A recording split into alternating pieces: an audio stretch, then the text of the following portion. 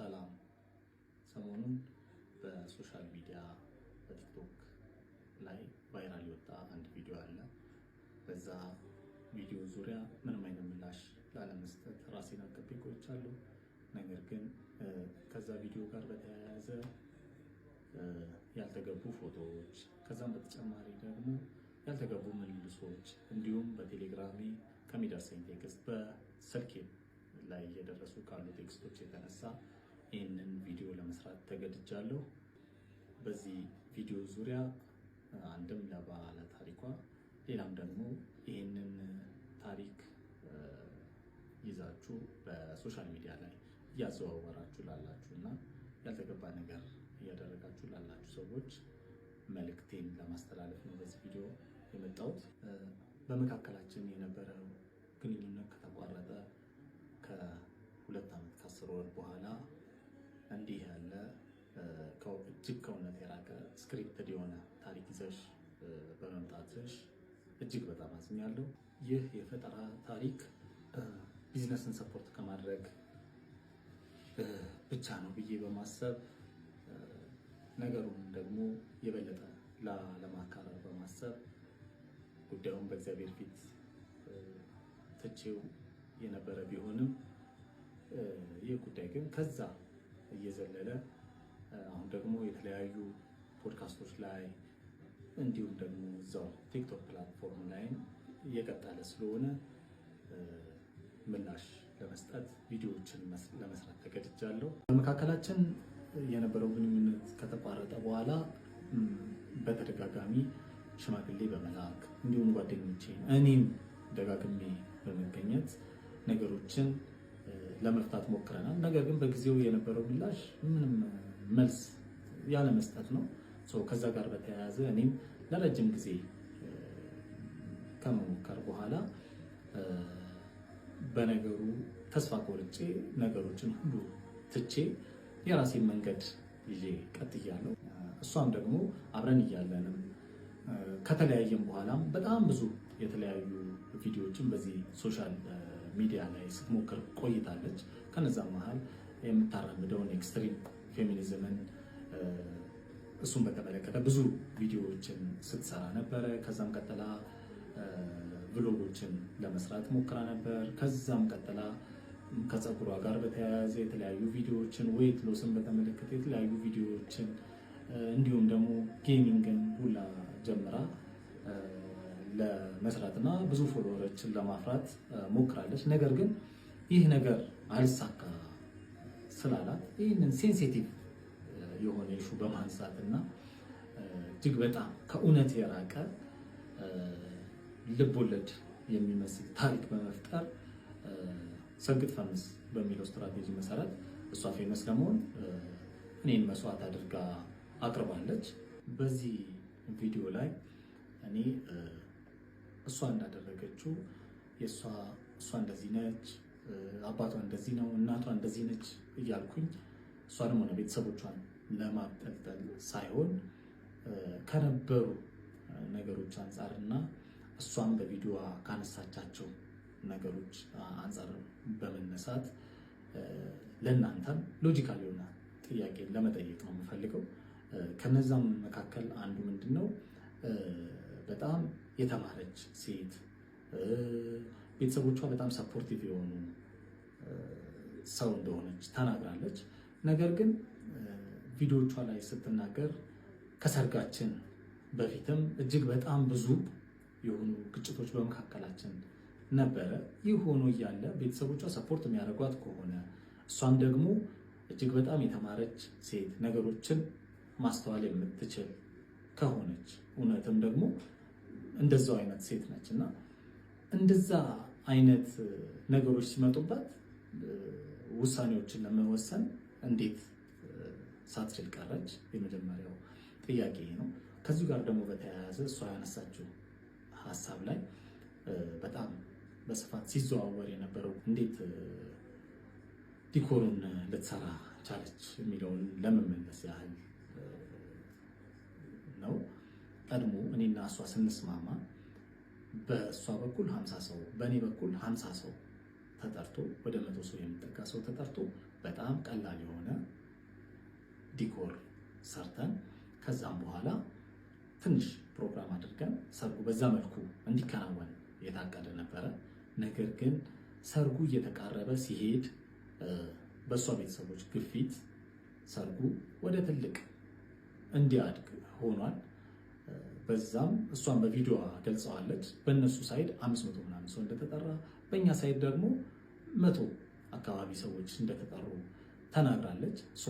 ኤክስፔንሲቭ የሆኑ ቦታዎችንም አንደኛ እኔ አልመረጥኩም፣ የእሷ ቤተሰቦች ግፊት ነው። ምክንያቱም የሰርጉ ቦታ ትልቅ መሆን ነበረበት፣ የሚጠራው ሰው እየበዛ ስለሄደ ማለት ነው።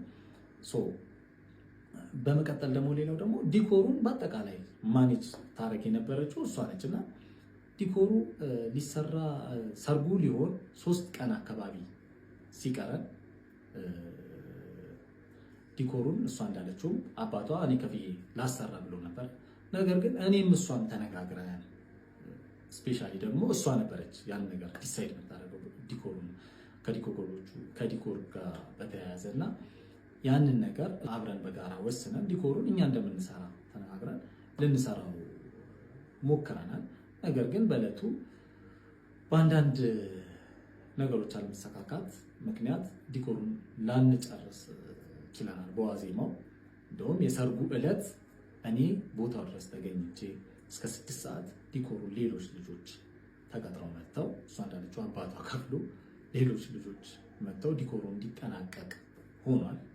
ከዚህም በተጨማሪ በገንዘብ ዙሪያ ያነሳቻቸው ኢሹዎች አሉ። በመጀመሪያ ዲኮሩን በሚመለከት ሙሉ ለሙሉ የዲኮሩን ገንዘቡን ጨምሮ ማኔጅ የምታደርግ የነበረችው እሷ ነች።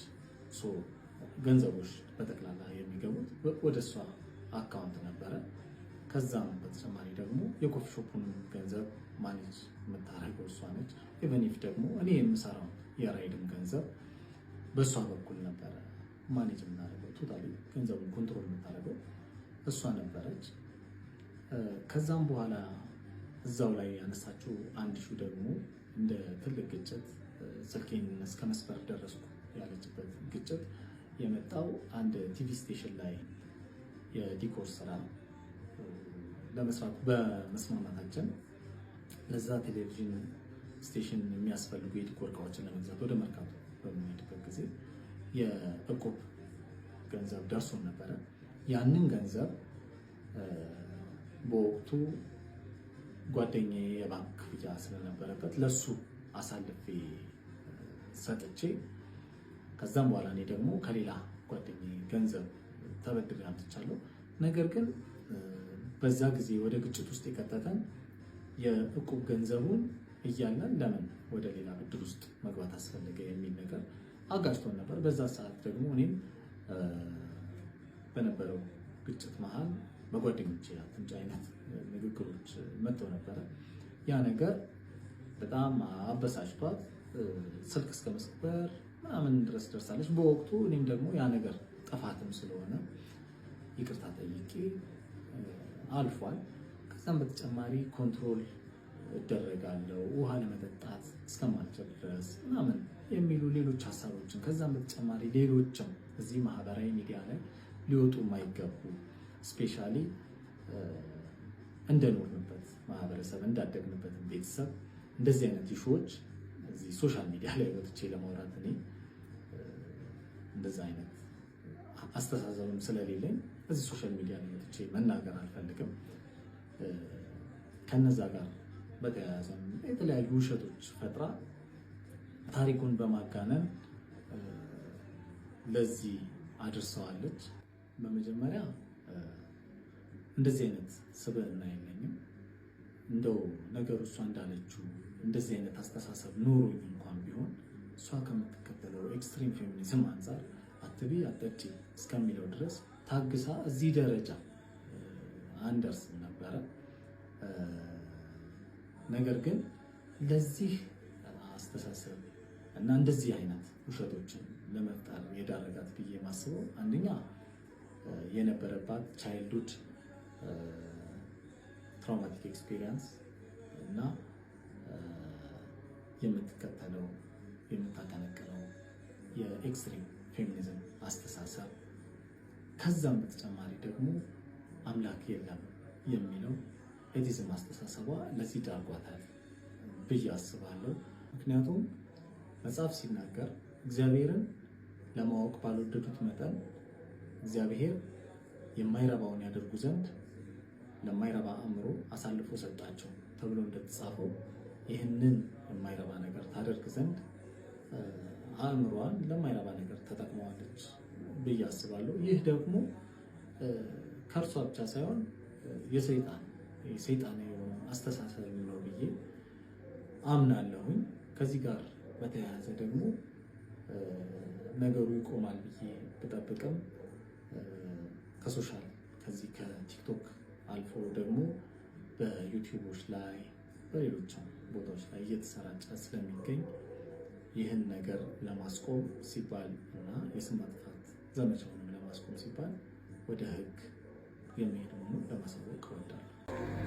ይህን ሀሳብ ደግሞ ተቀብላችሁ እውነተኛነቱን ሳታረጋግጡ በሶሻል ሚዲያ ላይ የምታሰራጩ እንዲሁም በዩቲዩብ ላይ የምታቀርቡ ሰዎች እውነተኛነቱን የታሪኩን እውነተኛነት ሳታረጋግጡ ለፍርድ ባትቸኩሉ መልካም ነው ብዬ አስባለሁ።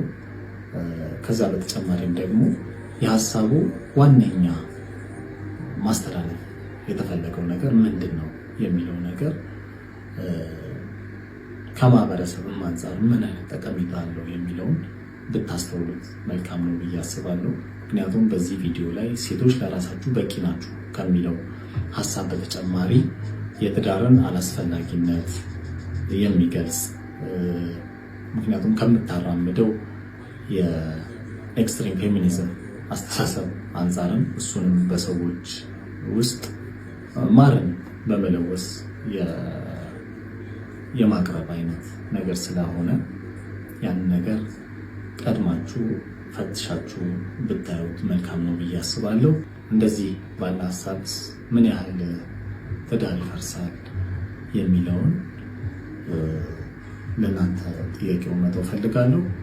ሆኖ በመካከላችን ከተፈጠረው ልዩነት በኋላ እኔ ከወደቅኩበት ጌታ ኢየሱስ ክርስቶስ አንስቶኝ ታሪኬ ሙሉ ለሙሉ ቀይሮ ለክብሩ አቁሞኛል። መጽሐፍ ሲናገር ማንም በክርስቶስ ቢሆን አዲስ ፍጥረት ነው፣ አሮጌው ነገር አልፏል፣ እነሆ አዲስ ሆኗል ተብሎ በሁለተኛ ቆሮንቶስ 5:17 ላይ እንደተጻፈው እኔም አዲስ ፍጥረት ነኝ። ስለዚህ ከነዚህ ሐሰተኛ ቪዲዮዎች ጋር የተያያዘ ምንም አይነት ሀሳብ ከዚህ በኋላ የማልሰጥ መሆኑን ለመግለጽ እወዳለሁ። በመጨረሻም በተደጋጋሚ አድራሻዬን ስጠይቁ ለነበራችሁ አድራሻዬ የከበደ ሸክሜን ላራግፍ ከሄድኩበት ከመስቀሉ ስር መሆኑን ልገልጽላችሁ እወዳለሁ። እነሆ እናንተም ሸክም የከበዳችሁ ወደዚህ የፍቅር ጥግ ወደሆነ ወደ ክርስቶስ ኢየሱስ እንድትመጡ በጌታ ፍቅር ጥሪ ያቀርብላችሁ እወዳለሁ። አመሰግናለሁ።